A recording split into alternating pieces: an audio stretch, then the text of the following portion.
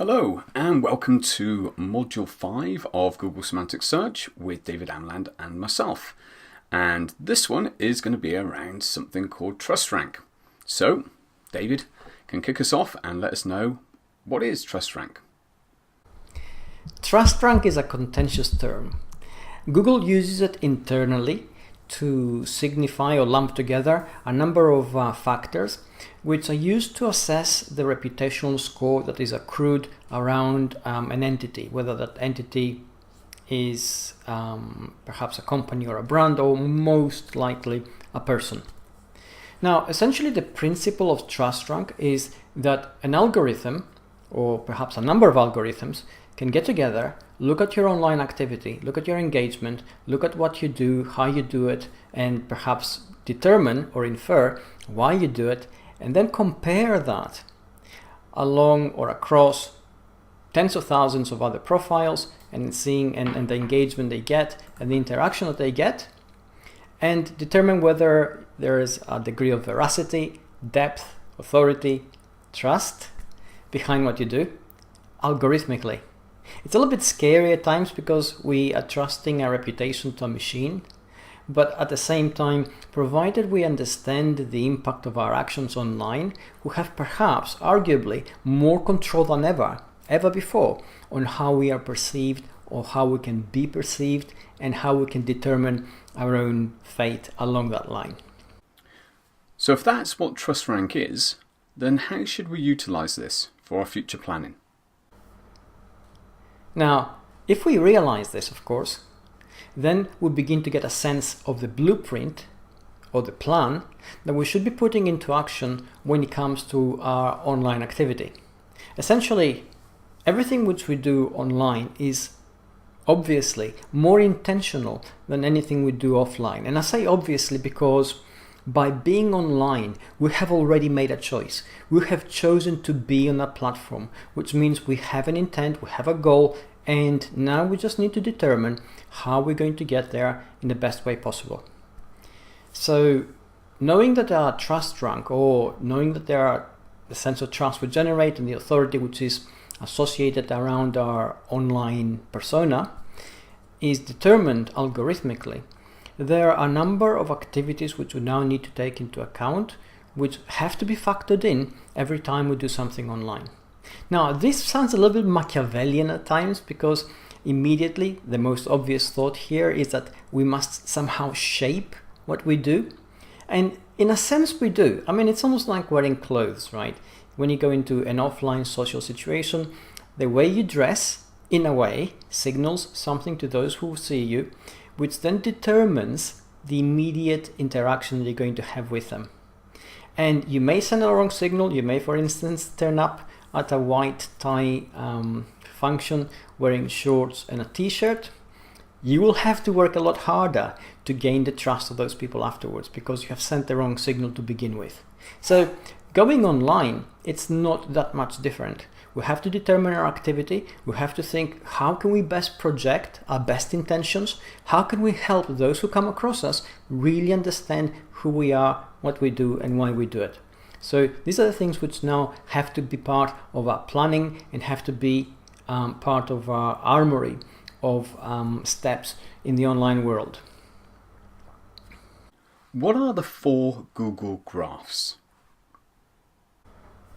Now, Google looks at everything we do online, and not just us individually, but pretty much for all those people across its websites and across the web it comes across who are somehow linked into its products or services.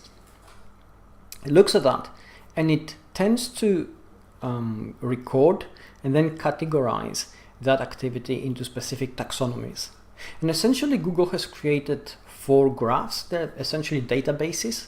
We call them graphs because they lump relationally similar activities together or similar data together.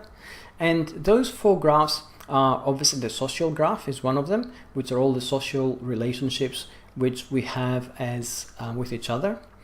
There's the knowledge graph, which we see plays a more greater role in the semantic web and semantic search. And the knowledge graph itself are the connections between things and their attributes and other entities associated with them, and other qualities associated with them. The easiest example here is to think of a car. We think it has 4 wheels. That's obviously one fact associated with it. Different makes, different manufacturers. It's made of metal. It's made of aluminium, perhaps. There are different types of cars in terms of sports cars and performance cars. So these are all the things which specifically become part of the knowledge graph, and they're associated with the entity, which is a car.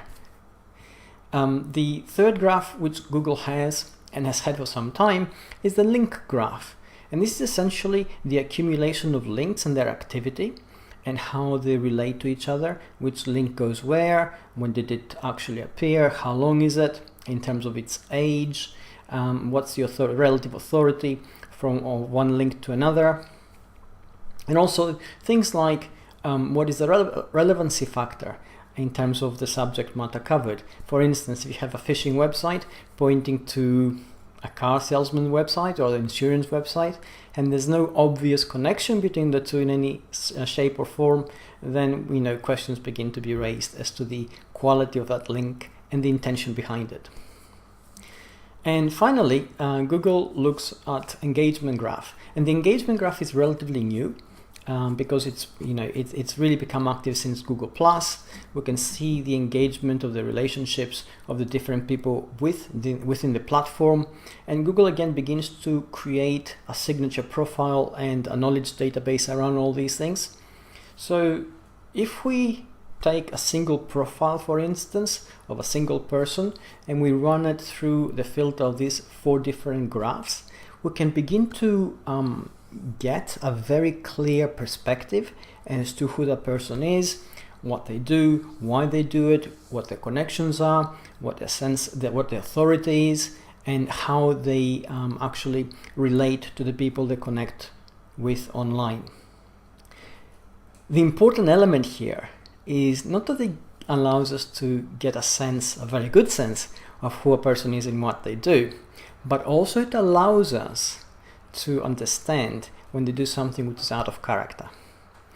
This is very important because there has been a tendency on the web to reach a certain point, have a certain level of authority, and then monetize that. You essentially selling your reputation in order to achieve something else. And obviously the moment you do that, you undermine your credibility and you undermine your authority. In the offline world, it takes quite a bit of time before all this comes out, and there's the usual scandal which happens, and people then basically begin to lose that reputation they had. In the online world, it happens very quickly, and Google can see it very quickly, because the moment you do something which is wildly out of character, red flags go up. What then are the building blocks of reputation? The easiest way to explain reputation, of course, is to look at an equation. The equation says that reputation equals attention times credibility. Now, we live in an attention economy. There are a lot of things which vie for the attention of ourselves and equally for the attention of our audience. So the easiest way of calculating our pull or our power in that direction lies in the ability to capture the attention of our audience. And that attention usually means that we are highly visible, whether it's high visibility in a social media platform or usually high visibility in search.